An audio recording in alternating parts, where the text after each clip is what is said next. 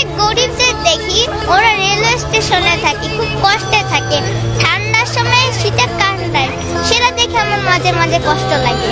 আমি তো অনেক ভালো হয়েছি, ওরা তো ভালো থাকতে পারে না, ওদেরকে দিলে ওরাও একটু ভালো থাকে,